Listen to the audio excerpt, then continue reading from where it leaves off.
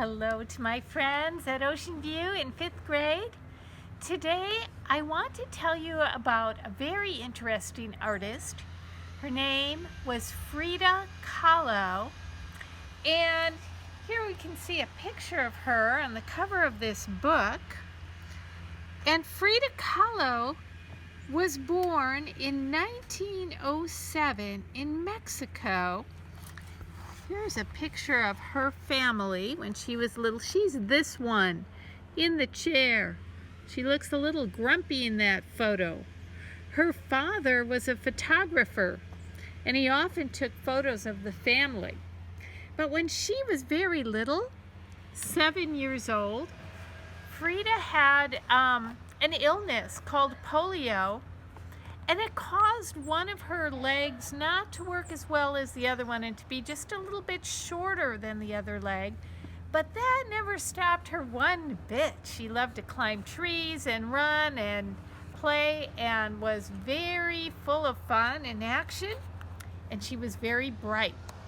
When she got older and went to high school, she went to the best high school in Mexico. There were 2,000 students at the school, but only 35 of those students were girls, and Frida was one of those girls.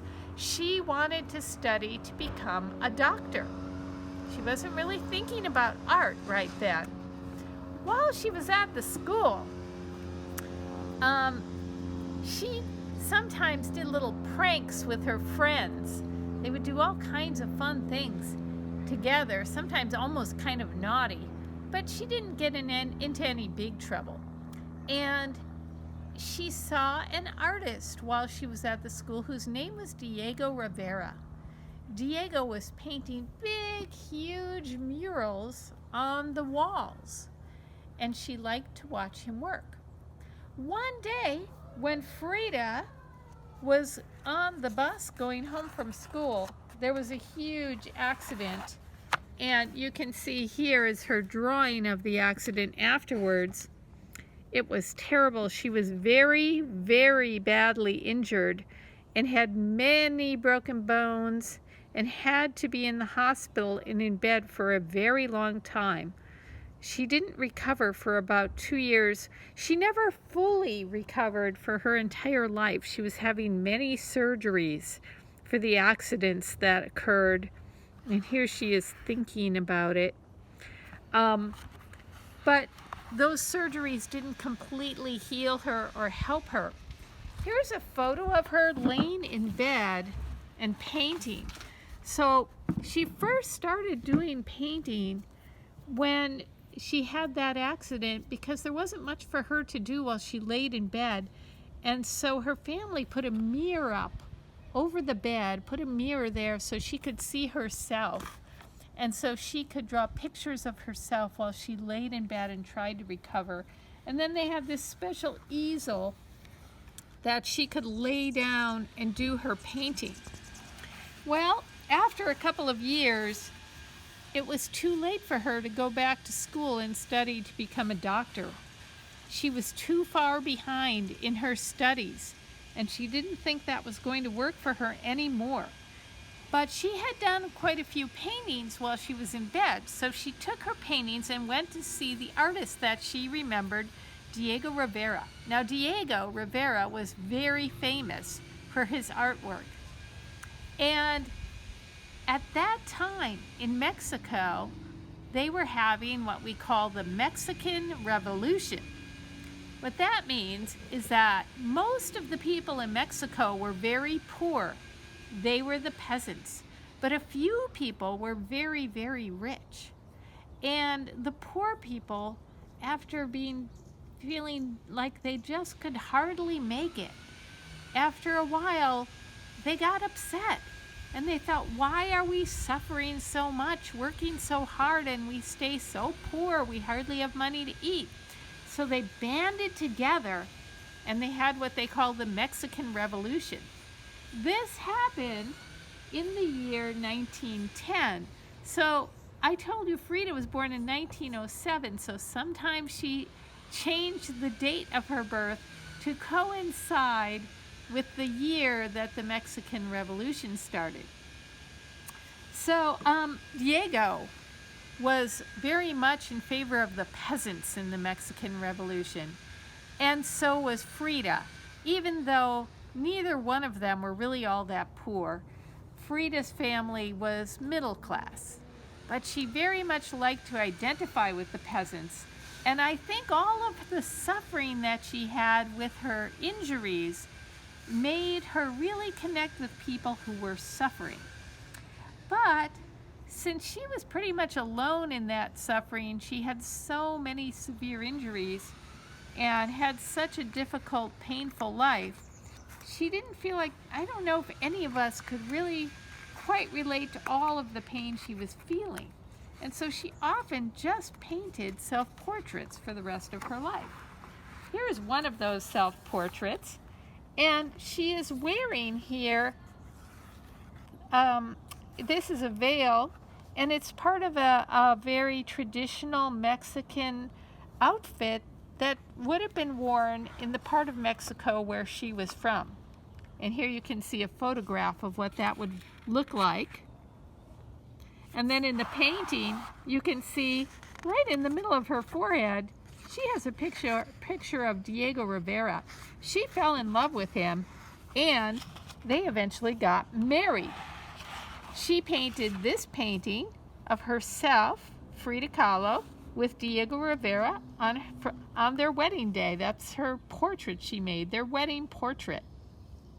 Diego was a much bigger person than Frida, and so sometimes people said that Frida, who was very tiny and small and petite, was like a dove, and Diego was like the elephant. So they said, the dove has married the elephant. And there they were in her painting.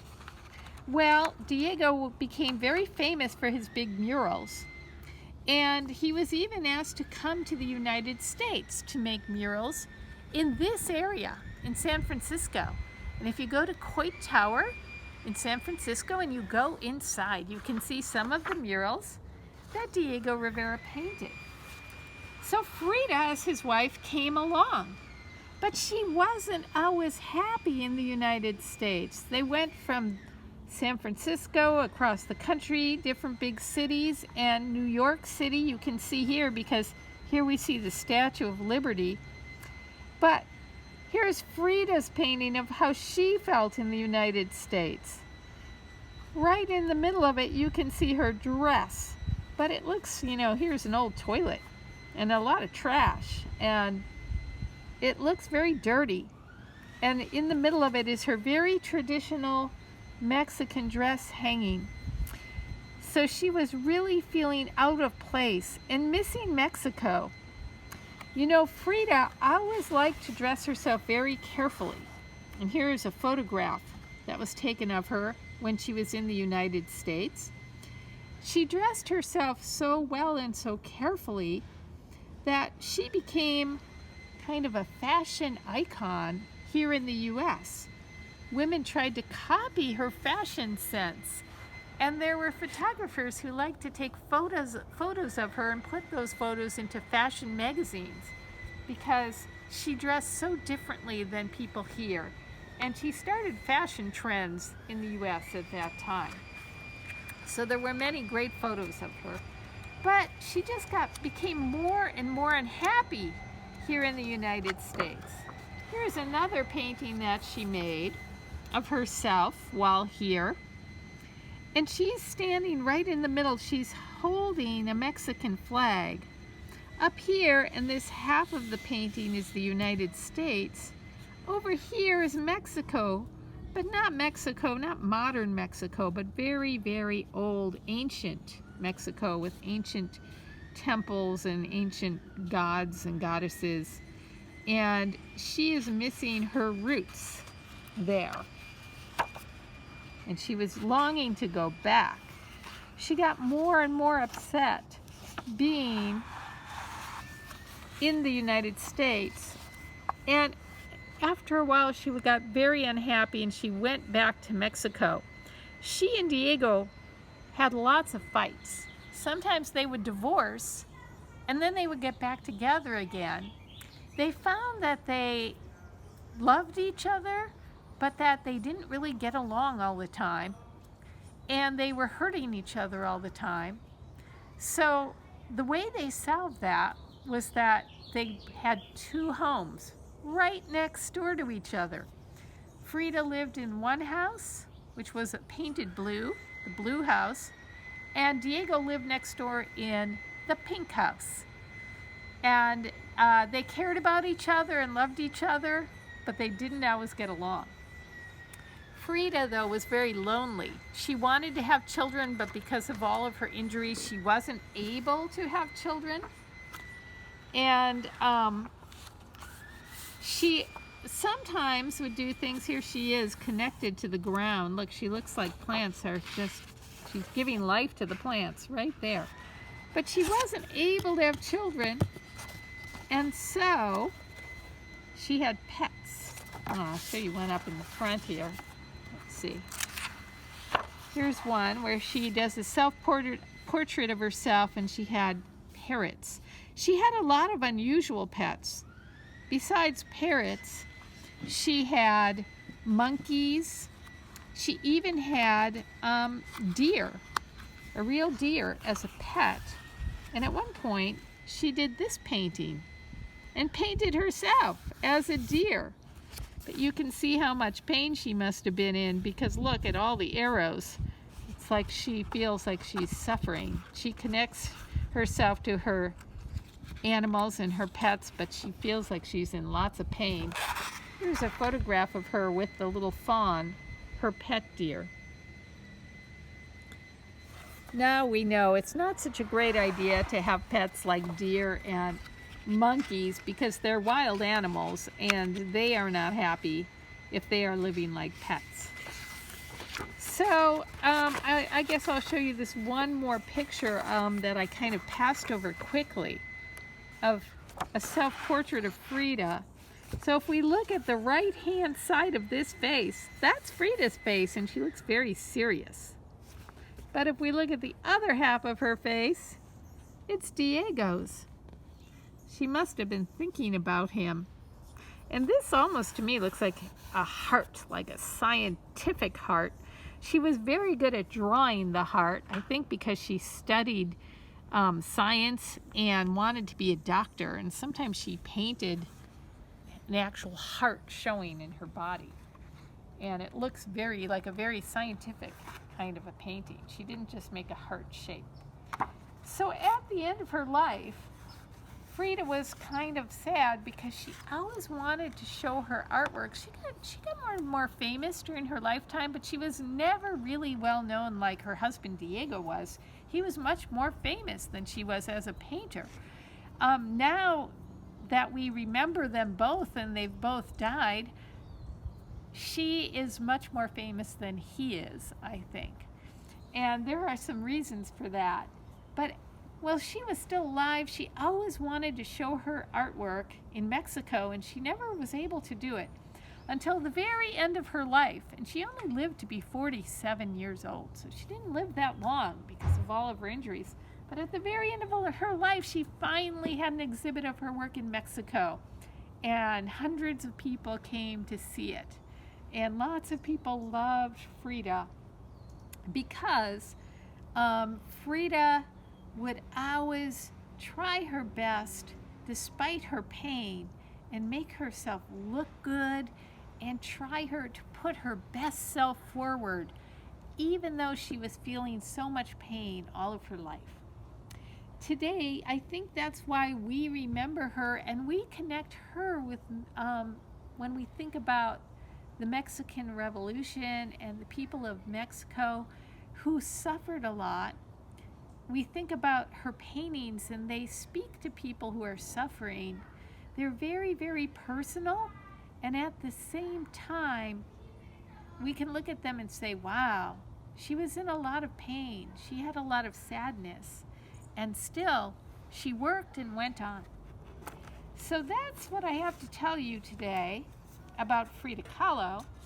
If you want to, you can look her up online or find a book about her, because she had a very interesting life, and you might want to read more about her and see more of her artwork. But I want to get to our art for the day. And she's a good person to look at when the project is self-portraits, because she drew so many self-portraits. So today we're going to draw our self-portraits. What you need for this is just your piece of drawing paper, a pencil, and a good eraser. I'm expecting to make a lot of mistakes here, and I'm expecting to have to erase things. Also, you'll need a mirror. I have a hand mirror and mine can stand up like this, but if yours doesn't prop up easily, just hold it in your non-drawing hand, because you're going to need to look back and forth between your paper and your mirror quite often. So I'm going to set this up so I can see myself. But I don't really need my mirror in the very beginning. In the beginning of your drawing, you want to draw very, very lightly and hardly touch the paper, and just say, okay, where on this paper do I want my head to be? Make it kind of an oval, and use a lot of your paper for your head. Leave some room for your neck and shoulders. Okay, about that big. Notice I didn't really look at my own shape of my head.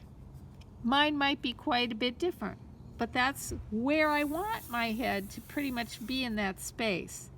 And maybe I want my neck, if that's going to be my head, my neck's going to come down like this.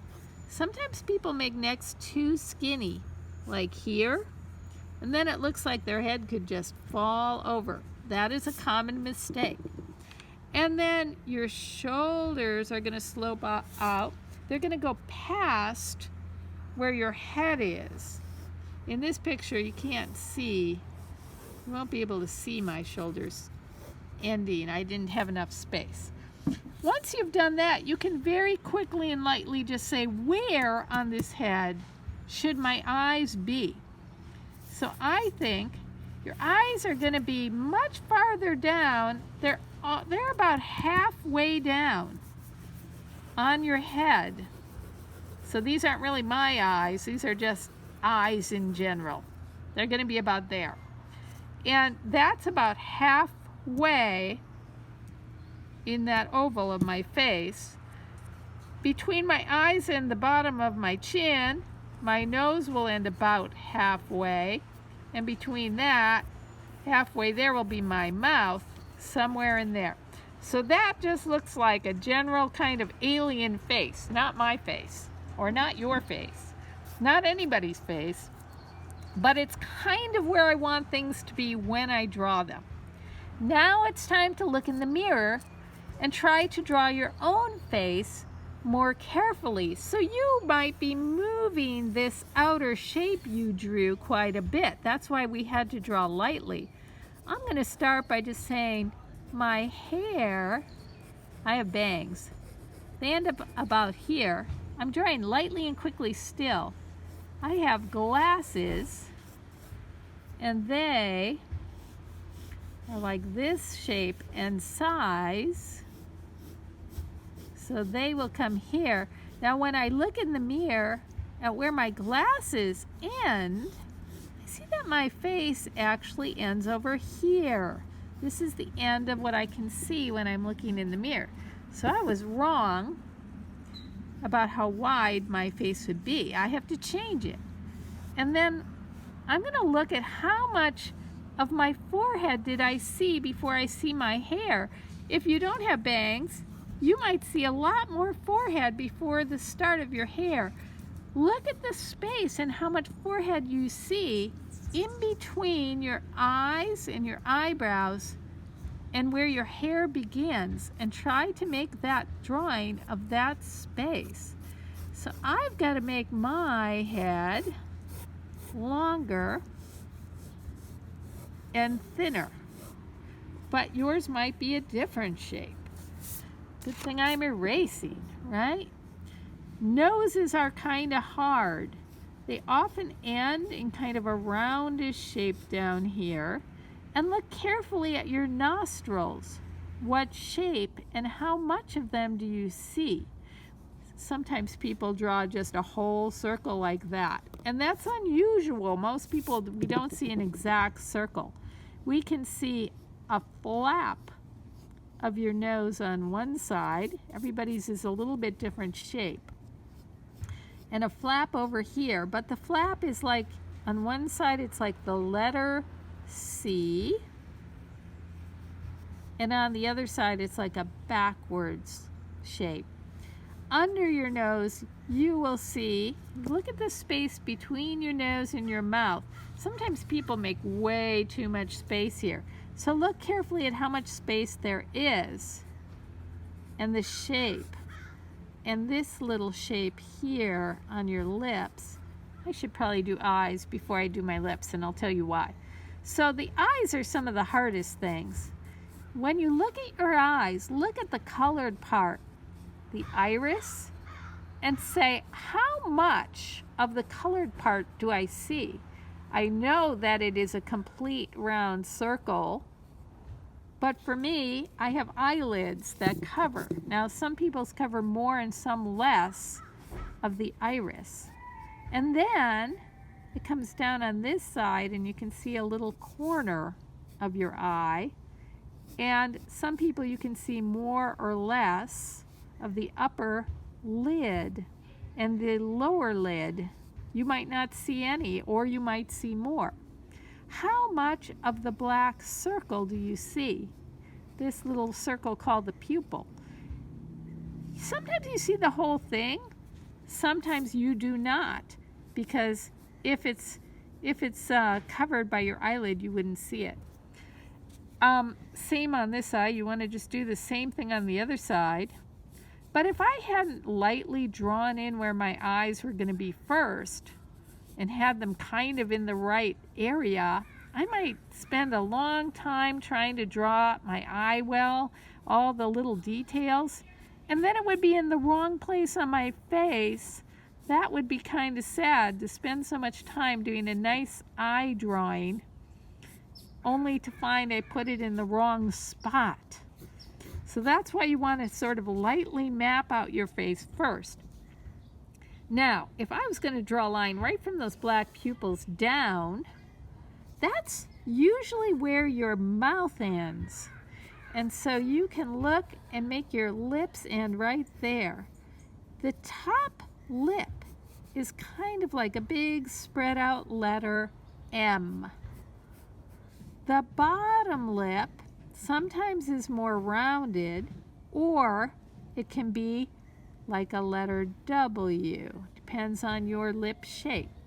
Sometimes we see that, and a little indication of where your chin is. Look at the shape of your chin. Everybody's is different. Some is wider, some is not.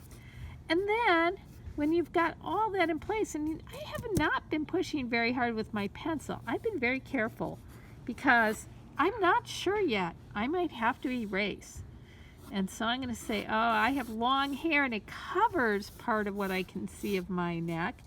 And also it comes from up here more, and it goes down here, maybe behind my shoulder, some of it, and over here. And so you have to make your hair the shape it is. And the best way to do that is to kind of pretend that you're brushing your hair with your pencil. If you're brushing your hair with your pencil, that means you make, when you're drawing hair, you make the hair go in the directions that it would go. Now, if you have curly hair, then you make it go in those directions. Mine is not very curly, so I won't do that. If you have bigger chunks of hair, you might want to draw it in more in a chunk. It just depends on how your hair is. Girls who are wearing ponytails have a special problem of how to draw that, and we'll show you that in a minute, and also ears. Because if you're wearing your hair in a ponytail, you might want to show it coming only off of one side. So you might want to draw seeing that side, turn your head a little bit, see that side. If you're somebody with shorter hair, let's do another face. Okay, let's do this. So here I am again making this. And you see ears. Let's talk about that. Because here, look at how my eyes would be halfway down, remember? So I'll just put eyes there. And my nose halfway between that and the bottom. And a mouth there. Okay, so eyes line up with the tops of your ears. Those of you who wear glasses know that your glasses come around your ear. So that means your ear is here. But sometimes people draw their ear like this. And then it looks kind of like a monkey ear. And the reason for that is your ear actually is that shape. But when you're looking in the mirror, you can't look directly at your ear. So I don't want you to draw what you know the shape of your ear is. I want you to draw what the shape is that you see in the mirror. And it might be that it's much flattened out. It usually ends where your nose ends, somewhere down there. So then you can sort of draw the shape of your ear, what you can see down here. So you want to draw much more, maybe one side, whichever side you see more of, you will see a little bit more, but it's going to connect in around the same and not just stick out, but be making it look flatter towards your head because you aren't looking straight at it, you're looking more straight at your face. Your neck comes from behind your ear in. Sometimes you see it, sometimes you don't. Depends on your jaw there and how broad your jaw is. And then down, don't make it too long. Look and see how much you see. How much skin do you see before you see that you are wearing something? Okay, and you can we don't have to spend too much time on the clothing. But I want you to work. So what if I had a side part and had hair that was like this? If I was a boy, maybe I wouldn't see all of my hair. Maybe I wouldn't see any hair down here. I don't know. It depends how long your hair is, or if I'm a girl with shorter hair. Or maybe I have some hair there and none there. So you just have to look in the mirror and see what it's like for your face and for your features to see what you look like, to draw it well. So I don't want you to color it yet. We're going to be talking about that in our next video. But for today, drawing very carefully and drawing well with pencil is your goal. So let's go ahead. I'm making this face up. That's not me. Just making it up. Go ahead and draw your face using your mirror today. And have a good time and look very carefully. Okay, see you next time. Bye-bye.